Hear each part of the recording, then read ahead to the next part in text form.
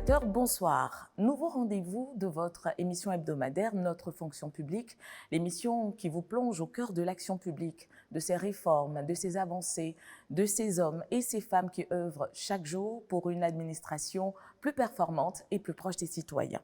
Alors, pour la crédibilité, l'efficacité et l'exemplarité de notre service public, nous avons décidé d'aborder une question essentielle. Il s'agit de la discipline des fonctionnaires et le rôle du conseil de discipline.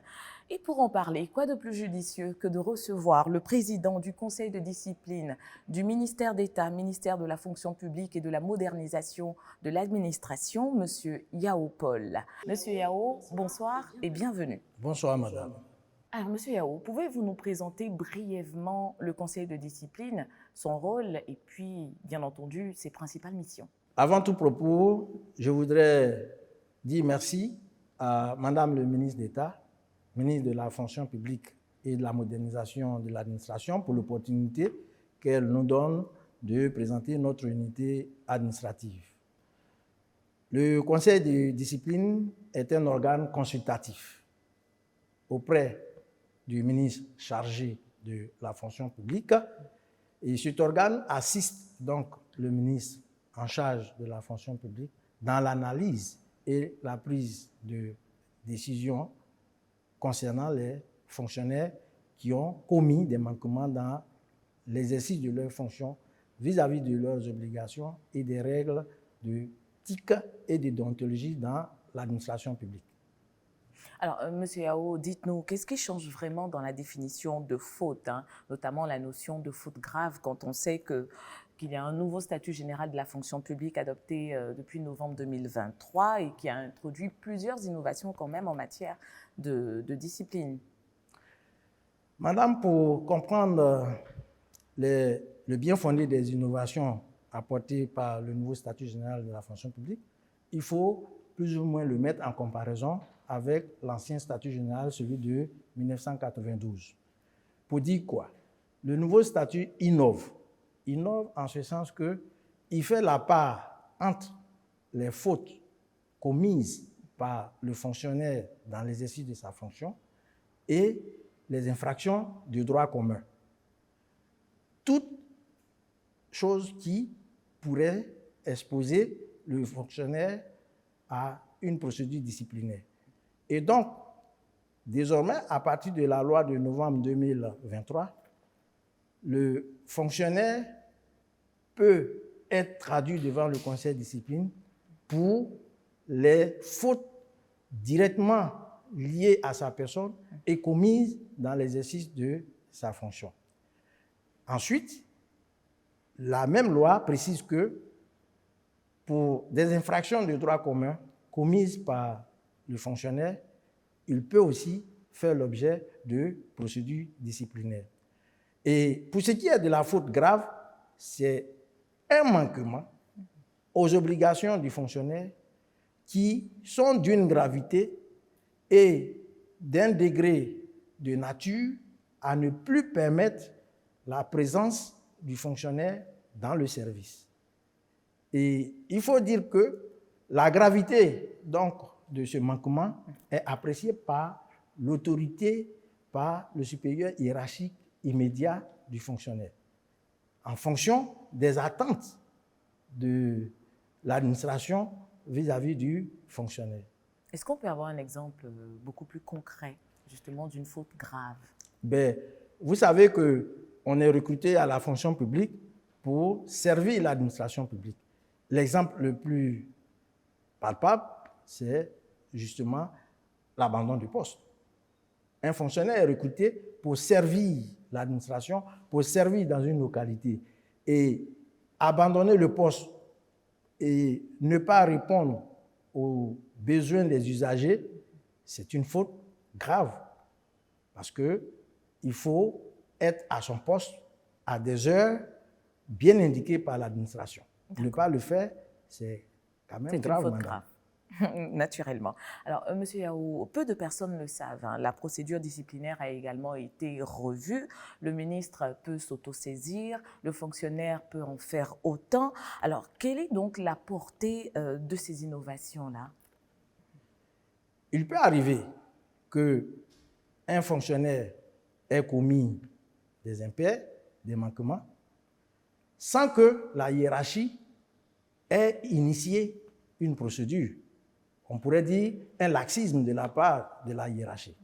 Pour combler ce vide, lorsque aucune action n'est entreprise, aucune décision n'est prise par les autorités immédiates du fonctionnaire, et pour des faits qui ont été portés à la connaissance du ministre d'État ou du ministre en charge de la fonction publique, alors le nouveau statut général lui donne les prérogatives, le droit de s'autosaisir.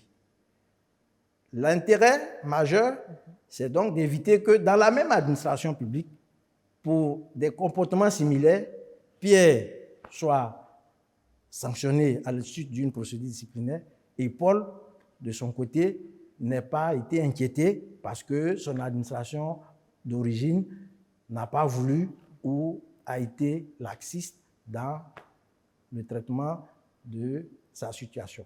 Et donc, c'est pour vraiment instaurer la justice, l'équité dans le traitement des manquements au niveau de l'administration de façon générale.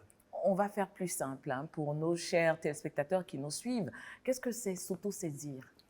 S'autosaisir, c'est dire que le ministre de la fonction publique est de prime abord l'autorité disciplinaire dans toutes les administrations publiques. Et comme je le disais tantôt, pour un manquement constaté, si les autorités, les supérieurs immédiats du fonctionnaire n'ont pas été actifs, c'est-à-dire n'ont pas initié de procédure, le ministre a plein droit d'adresser une demande d'explication au fonctionnaire sur son comportement qui constitue un manquement aux obligations du fonctionnaire dans l'administration publique. Et à la suite de la demande d'explication, le ministre de la fonction publique a plein droit à transmettre le dossier du mis en cause au conseil de discipline pour analyse et suite à donner. Et à l'inverse, quand on dit que le fonctionnaire également peut s'autosaisir? Quand le fonctionnaire peut s'autosaisir, toujours ceci pour garantir la justice, l'équité dans l'administration publique. Madame, il peut arriver des fois où le fonctionnaire soit victime d'une injustice de sa hiérarchie. Et ayant constaté ce fait, le fonctionnaire, c'est un droit désormais pour lui de saisir Madame le ministre d'État et demander que le conseil de discipline statue sur sa situation à l'effet d'établir la justice. Alors, M. Yao, dites-nous, quelles sont les principales sanctions disciplinaires prévues par le nouveau statut général? Merci, Madame. Il faut dire que le nouveau statut général de la fonction publique enregistre deux types de sanctions disciplinaires. Il y a les sanctions du premier degré et les sanctions du second degré. En même temps que le statut général prévoit ces sanctions, il définit les auteurs ou autorités habilités à prendre ces sanctions. Les sanctions du premier degré sont de la compétence des supérieurs hiérarchiques immédiats, notamment les ministres techniques employeurs, le préfet des régions, les présidents d'institutions et les directeurs généraux des EPN, pour ce qui concerne les EPN. Au niveau des sanctions du second degré, il y a notamment le ministre en charge de la fonction publique qui est investi de ce pouvoir disciplinaire. Il faut dire depuis 2018 aussi, il y a les comités sectoriels du conseil de discipline qui existent au sein de certains ministères, notamment les affaires maritimes, la justice, la douane, où les ministres techniques sont aussi investis du pouvoir de décider des sanctions du second degré. Et dans l'ensemble, pour amener les fonctionnaires à suivre la discipline, certaines sanctions qui étaient au second degré ont été reversées au premier degré, notamment la réduction du traitement de 25%. Et au niveau du second degré, la réduction du traitement est passée à 50% en cas de manquement. Ce sont là les innovations au titre donc des sanctions disciplinaires. Quels sont les mécanismes prévus pour garantir la défense des droits du fonctionnaire mis en cause? Pour finir. Il faut dire qu'ici, il y en a plusieurs. Il y a des mécanismes d'ordre administratif et des mécanismes d'ordre juridictionnel. Au plan administratif, le premier mécanisme, c'est que toute procédure disciplinaire commence par une demande d'explication, qui est un mécanisme de défense des droits du fonctionnaire. Après la demande d'explication, le fonctionnaire à qui l'administration reproche quelque chose a aussi droit à la connaissance de son dossier. Lorsque le dossier est transmis au conseil de discipline, il est interrogé par un conseiller instructeur et le PV de l'instruction est porté à la connaissance du mis en cause. Il lit le PV, il le signe pour dire qu'il est d'accord avec le contenu. Il peut protester, mais lorsqu'il n'y a pas de protestation, le PV est validé. À l'audience, également, le statut général lui permet de venir à l'audience avec une personne de son choix, un témoin, un avocat ou un sachant pour l'aider à défendre sa cause. Et donc, à ce niveau encore, il y a des mécanismes. Et lorsqu'une décision intervient, il a les voies juridictionnelles. Il peut exercer le recours gracieux ou le recours hiérarchique pour demander la révision, la reconsidération de la décision le concernant. À défaut, il peut aussi rester devant le Conseil d'État, qui est un organe juridictionnel devant lequel une décision administrative peut être déférée. Merci beaucoup, Monsieur Yaou. Mais avant que vous ne partagiez votre dernier mot, chers téléspectateurs, je vous propose de suivre cet élément d'humour.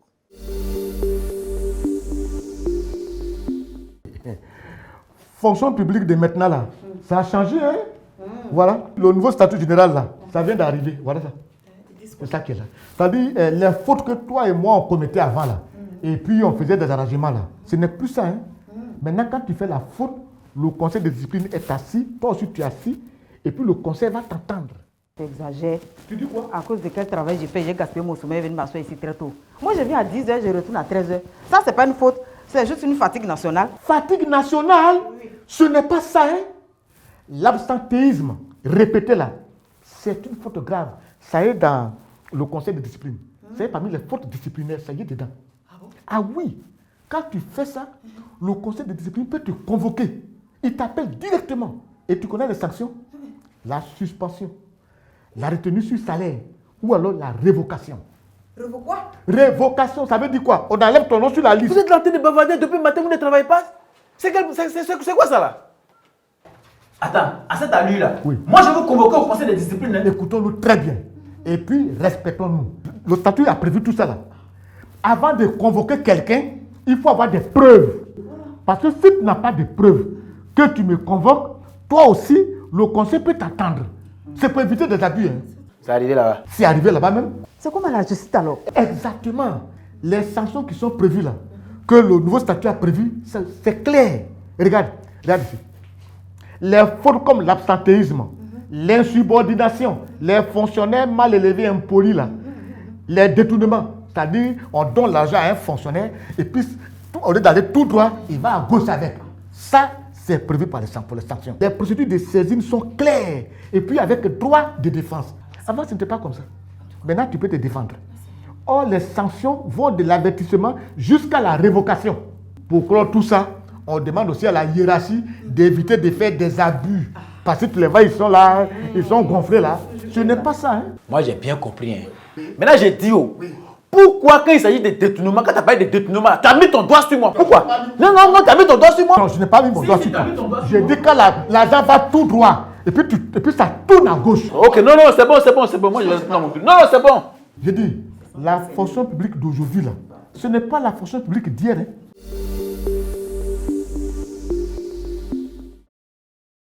De retour sur notre plateau, nous allons à présent écouter le message de fin de M. Yao, d'abord à l'endroit des fonctionnaires et ensuite à l'endroit des usagers. Merci beaucoup, madame. Je voudrais dire aux fonctionnaires de Côte d'Ivoire que madame le ministre d'État, aidée par le gouvernement, fait beaucoup d'efforts pour le bien-être des fonctionnaires. Et donc, il est demandé à l'ensemble des fonctionnaires de s'approprier cette philosophie que madame le ministre développe au quotidien. Être un fonctionnaire nouveau, le fonctionnaire qui est à la disposition des citoyens de son pays et servir avec abnégation l'administration. Pour ce faire, je les invite à s'approprier le statut général de la fonction publique, connaître les droits et les devoirs du fonctionnaire et éviter de faire les manquements afin d'éviter leur passage devant le conseil de discipline. Pour les citoyens usagers des services publics, si ils tombent sur des fonctionnaires qui ont des vieilles habitudes, c'est aussi leur droit de s'adresser aux structures du ministère d'État, ministère de la fonction publique, et même de saisir aussi à travers notre structure de communication, le GIREC, le conseil de discipline, pour donner ou traiter leurs préoccupations. Je vous remercie. C'est nous qui vous disons merci, Monsieur Yao, pour cet échange riche et très éclairant. Quant à vous, chers téléspectateurs, nous vous donnons rendez-vous le mercredi prochain, toujours après le JT de 20h sur RTI 1. Et pour plus d'informations sur la fonction publique et ses réformes, eh bien, n'hésitez pas à consulter le site officiel www.fonctionpublique.gouv.ci. Je vous souhaite une très très belle soirée sur RTI 1.